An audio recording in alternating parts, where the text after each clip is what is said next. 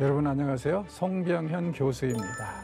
저희가 훈민복음 세상을 깨우는 말씀을 통해서 지금 에스겔서를 공부하고 있습니다. 오늘도 저희들과 함께 하시는 패널들 이 자리에 오셨습니다. 안녕하세요. 안녕하세요. 자, 지난주에 우리가 얘기했던 것은 전반적인 그림은 볼 수 있지만 구체적인 디테일은 볼 수 없는 게 하나님의 형상이다. 그리고 선지자가 일부러 그렇게 만들어 놨다. 왜냐하면 만약에 우리가 하나님의 형상을 직접 보게 되면 첫째는 죽는 거고, 둘째는 그걸 분명히 인간들은 또 우상으로 만들어 버릴 겁니다. 네. 그렇죠? 그리고 하나님의 실체는 우리가 매일 경험하고 체험하지만 사실은 설명하기는 굉장히 어렵다는 것을 이런 식으로 이제 표현하는 것 같은데, 드디어 이제 여기서는 그 보좌, 그룹들 위에 보좌를 세우시고 거기에 앉으신 하나님, 생기로 가득하신 하나님이 선지자에게 소명을 주시는 이야기입니다. 그래서 이제 이 소명에 대해서 우리가 이 2장, 3장을 통해서 보게 되는데 참 어려운 소명이에요. 쉽지는 않은 그런 명령이신데 이걸 이제 에스겔이 어떻게 감당해내는지 한번 보도록 하겠습니다. 먼저 원석 형제님 좀 읽어주시죠. 그가 내게 이르시되 인자야 네 발로 일어서라 내가 네게 말하리라 하시며, 그가 내게 말씀하실 때에 그 영이 내게 임하사 나를 일으켜 내 발로 세우시기로, 내가 그 말씀하시는 자의 소리를 들으니 내게 이르시되 인자야 내가 너를 이스라엘 자손 곧 패역한 백성 나를 배반하는 자에게 보내노라. 그들과 그 조상들이 내게 범죄하여 오늘까지 이르렀나니 이 자손은 얼굴이 뻔뻔하고 마음이 굳은 자니라. 내가 너를 그들에게 보내노니 너는 그들에게 이르기를 주 여호와의 말씀이 이러하시다 하라. 그들은 패역한 족속이라. 그들이 듣든지 아니 듣든지 그들 가운데에 선지자가 있음을 알지니라. 인자야 너는 비록 가시와 찔레와 함께 있으며 전갈 가운데에 거주할지라도 그들을 두려워하지 말고 그들의 말을 두려워하지 말지어다. 그들은 패역한 족속이라도 그 말을 두려워하지 말며 그 얼굴을 두려워하지 말지어다. 그들은 심히 패역한 자라. 그들이 듣든지 아니 듣든지 너는 내 말대로 고할지어다. 아멘. 자, 하나님이 그룹들 위에 계시면서 에스겔을 부르십니다. 근데 그를 이제 부르실 때 인자야 이렇게 말씀하시죠. 이게 무슨 뜻인가요? 인자야? 인숙이의 동생인가요? 전곡을 찔렀나요? 이런 걸 이제 아재 개그라고 그러나? 네. 저도 추워요. 자, 이 인자라는 말이 성경에 두 가지 영역을 가지고 있습니다. 첫째는요, 여기서처럼 한계를 지는 인간을 부르실 때, 그 다음에 이제 다니엘서 7장 13, 14절에 보면은 예전부터, 오래전부터 영존하시는 하나님이 이 인자 같은 이에게 온 세상과 나라를 주시는 환상이 나와요. 다니엘서 7장에. 이게 누굽니까? 바로 예수님이시죠. 그래서 예수님은 이 말씀을 바탕으로 해서 자신을 계속 인자라고 하십니다. 자, 그런데 이제 예수님이 인자라고 하실 때는 또 다른 의미가 있어요. 이렇게 영광과 보좌를 받으신 분이 아니라 십자가에서 고난을 당하실 메시아를 상징하면서 예수님은 끊임없이 자기 자신을 인자라고 합니다.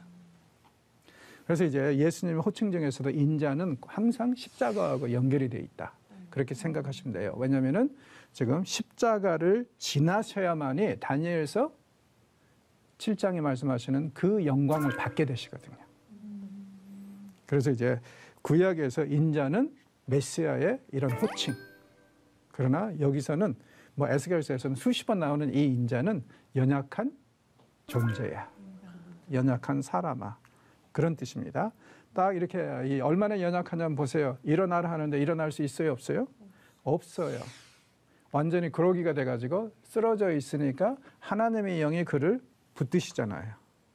이러한 그림 우리가 어디서 봅니까 나중에? 요한계시록. 요한이 하나님의 말씀을 계시를 받을 때 그 사람도 완전히 쓰러져 가지고 그러기가 돼서 못 일어나죠.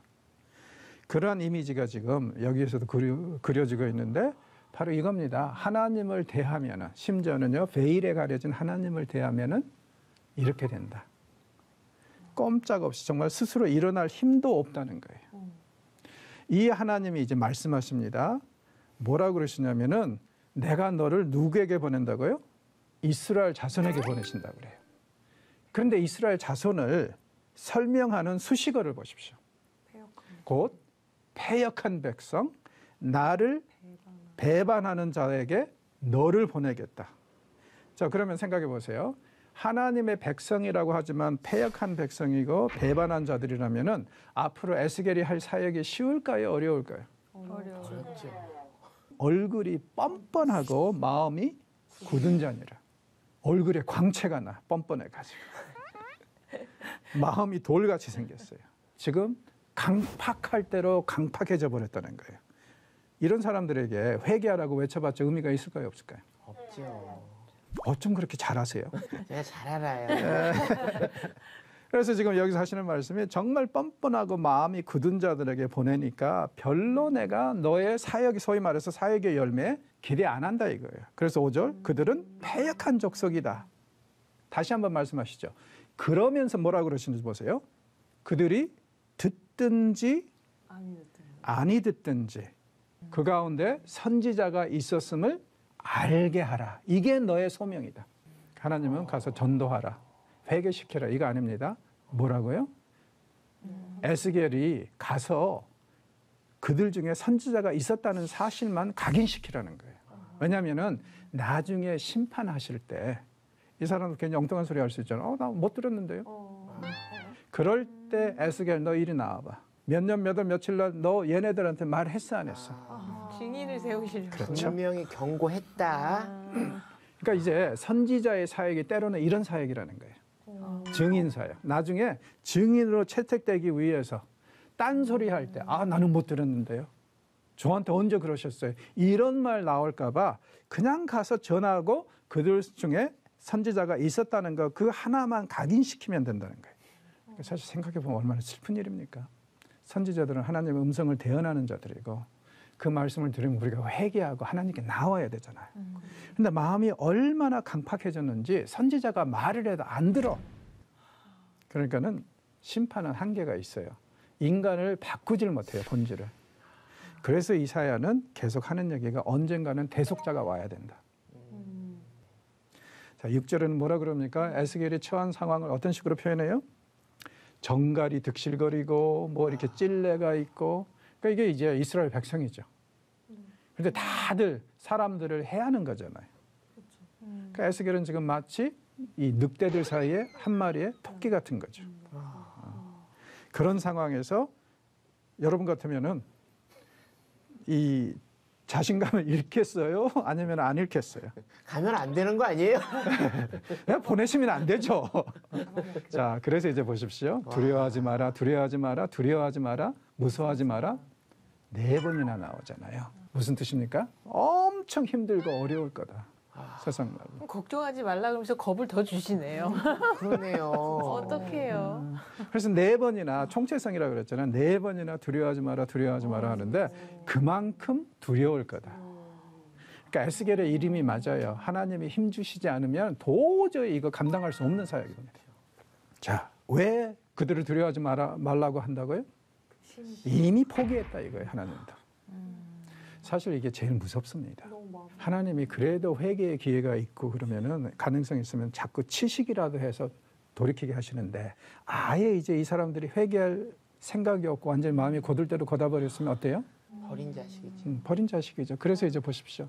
듣든지 아니 듣든지 그냥 전하기만 해라. 다가오는 심판을 선언하는 것 뿐이라는 거죠. 그러니까 이스라엘이 완전히 갈대로 가버렸다. 이렇게 생각할 수 있습니다. 8절에서 이제 3장 3절까지요. 우리 혜원 자매님 읽어주시죠. 너 인자야, 내가 네게 이르는 말을 듣고 그 패역한 족속같이 패역하지 말고 내 입을 벌리고 내가 네게 주는 것을 먹으라 하시기로 내가 보니 보라 한 손이 나를 향하여 펴지고 보라 그 안에 두루마리 책이 있더라. 그가 그것을 내 앞에 펴시니 그 안팎에 글이 있는데 그 위에 애가와 애곡과 재앙의 말이 기록되었더라. 또 그가 내게 이르시되 인자야 너는 발견한 것을 먹으라.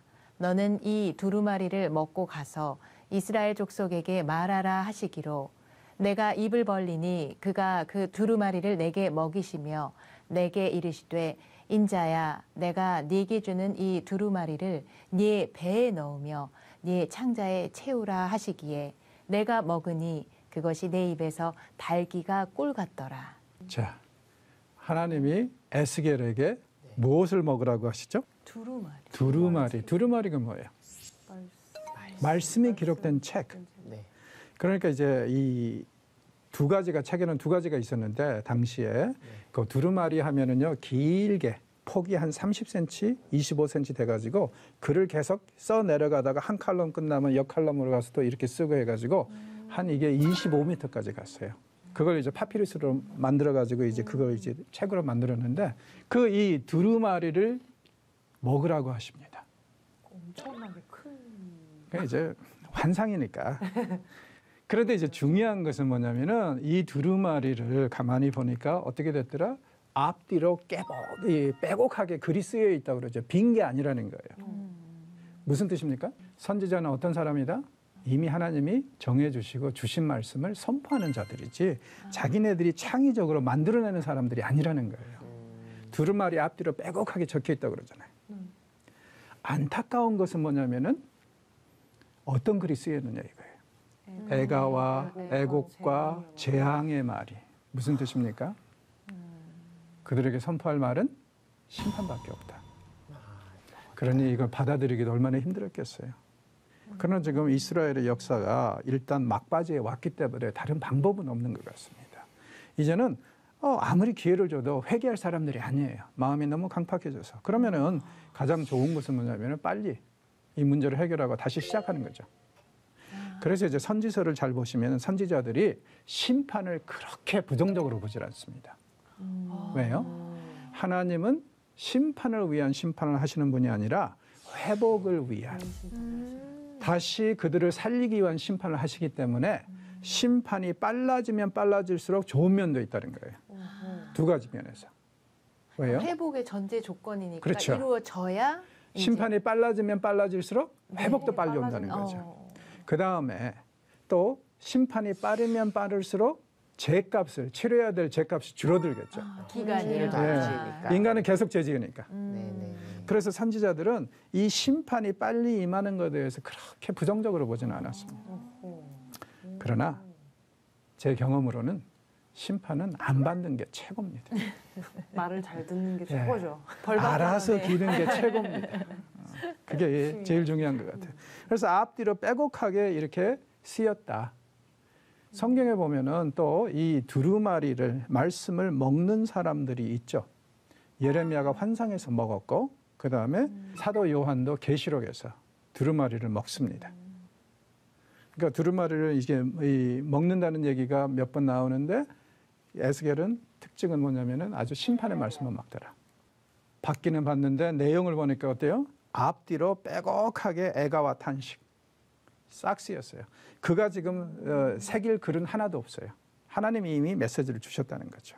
자, 이번에는 이제 이 대상인 그의 사역의 대상인 이스라엘이 얼마나 악한가에 대해서 이제 말씀을 하시는데요. 읽으시죠, 찬성님. 그가 또 내게 이르시되 인자야 이스라엘 족속에게 가서 내 말로 그들에게 고하라. 너를 언어가 다르거나 말이 어려운 백성에게 보내는 것이 아니오 이스라엘 족속에게 보내는 것이라.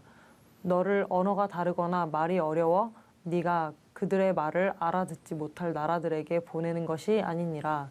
내가 너를 그들에게 보냈다면 그들은 정녕 네 말을 들었으리라. 그러나 이스라엘 족속은 이마가 굳고 마음이 굳어 네 말을 듣고자 아니하리니 이는 내 말을 듣고자 아니함이니라. 보라, 내가 그들의 얼굴을 마주 보도록 네 얼굴을 굳게 하였고 그들의 이마를 마주 보도록 네 이마를 굳게 하였으되 네 이마를 화석보다 굳은 금강석 같이 하였으니 그들이 비록 반역하는 족속이라도 두려워하지 말며 그들의 얼굴을 무서워하지 말라 하시니라. 아멘. 자, 하나님의 아픔, 실망, 탄식이 들리십니까? 차라리 말이 안 통하는 사람들, 다른 이방 사람들한테 네가 가서 메시지를 전하면 그들은 들을 거라는 거예요. 그 정도로. 그런데 네 말을 다 알아듣는 이 이스라엘 사람들에게 가서 메시지 전하면 그들은 듣지 않을 것이다. 마음이 강팍해져도 엄청나게 강팍해졌다는 거죠. 그래서 여기서 우리는 하나님의 어떻게 보면 실망과 탄식과 신음소리를 들을 수 있어야 됩니다. 차라리 다른 언어를 구상하는 사람들한테 보냈으면 더 나았을 뻔했다. 근데 종종 이 선교사들이 와서 그런 간증하지 않아요? 우리나라에서는 복음 전도가 너무 힘든데 아주 이렇게 사람들이 마음이 강팍해져가지고 그러는데 자기네들이 사역한 그 나라에서는 마치 기다렸다는 듯이 말은 안 통하지만 선교사들이 뭐 말을 얼마나 잘하겠어요. 근데 그 어눌한 말로 해도 그렇게 환영해주고 받아들인다는 얘기를 종종 들어보셨죠. 그 이야기를 지금 여기서 하고 있어요. 만약에 정말 이렇게 논리적으로 얘기하면 네 말 다 알아듣는 사람들이니까 더 빨리 알아들어야 되는데 정작 그렇지 않더라 이거예요. 그러므로 뭐라 그러십니까? 내가 네 이맛밖과 얼굴을 아주 그들거보다 더 강하게 해주겠다. 기죽지 마라. 별로 도움이 되는 얘기는 아닙니다.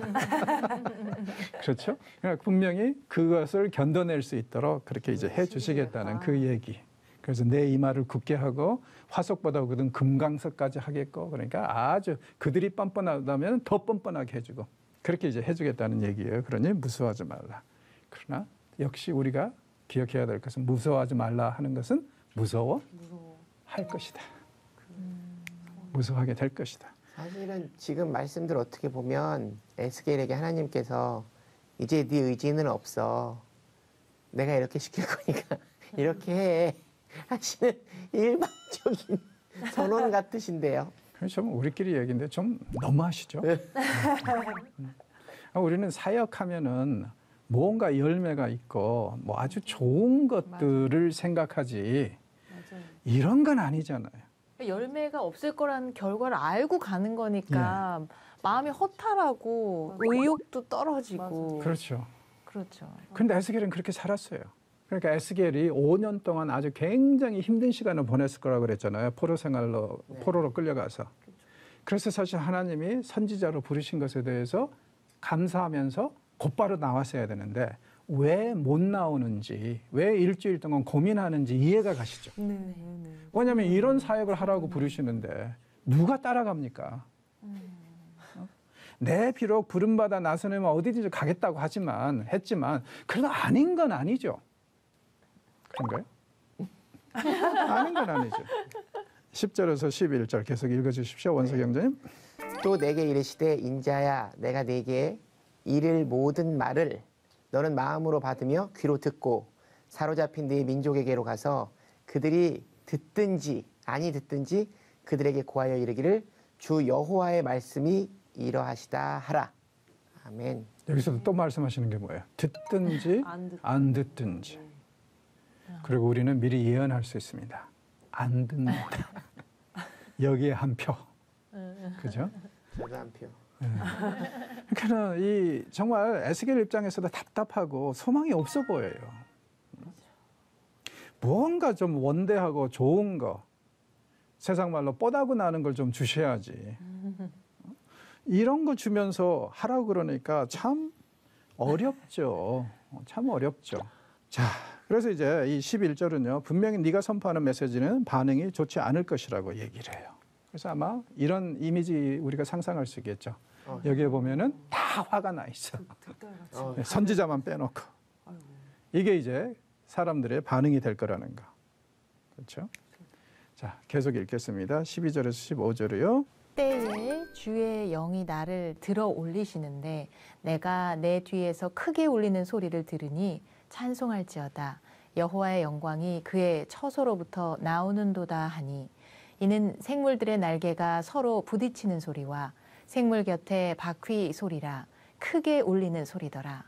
주의 영이 나를 들어 올려 데리고 가시는데 내가 근심하고 분한 마음으로 가니 여호와의 권능이 힘있게 나를 감동시키시더라. 이에 내가 데라빕에 이르러 그 사로잡힌 백성 곧 그발 강가에 거주하는 자들에게 나아가 그 중에서 두려워 떨며 7일을 지내니라. 자, 아멘. 1장에서 본 그분이 지금 말씀하신다는 것을 이렇게 표현하죠. 움직일 때마다 뭐 이렇게 이 요란한 소리가 나고 이 에스겔에게 이 소명을 주신 분은 다른 분이 아니라 1장에서 보았던 그분이라는 거예요. 그런데 에스겔이 곧바로 못 받아들이고 어떻게 했다고요? 7일 동안 떨며 지냅니다. 왜? 주신 소명이 왜 이렇냐 이거죠. 여러분 어떻게 하시겠어요? 저 같으면 아마 요나처럼 도망가지 않았을까? 저도 그랬을 거예요. 그죠? 지금 여기가 바벨론이니까 저쪽에 뭐 이렇게 이 독일 쪽으로나 갈까? 소아시아 쪽으로는? 뭔가 좀 했을 것 같아요. 왜냐면은 이게 사실 엄청나게 어려운 소명이잖아요. 네. 그래서 지금 7일 동안 고민을 합니다.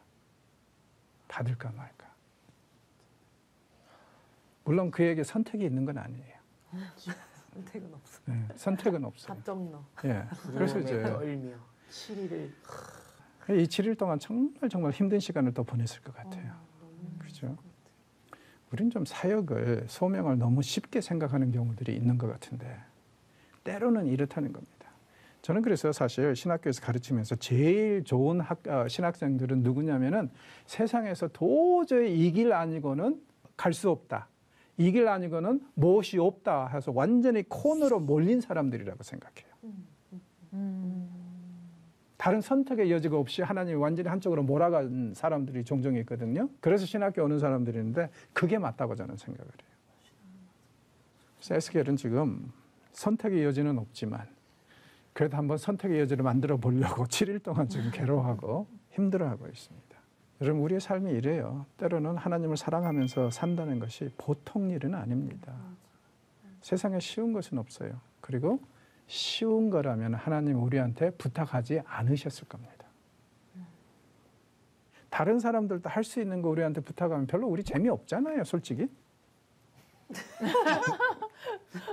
쉬운 거는 재미로 하기엔 너무 큰일인데요. 그렇죠. 네. 그래서 어떻게 보면은 크리스천의 삶이 힘들고 어려운 것도 감사할 일인 것 같습니다. 누구나 할 수 있다면 별로 큰 일이 아니잖아요. 그런데 크리스천의 삶이 힘들고 어렵다 이게 느껴지면은 이렇기 때문에 하나님이 나한테 주신 거구나.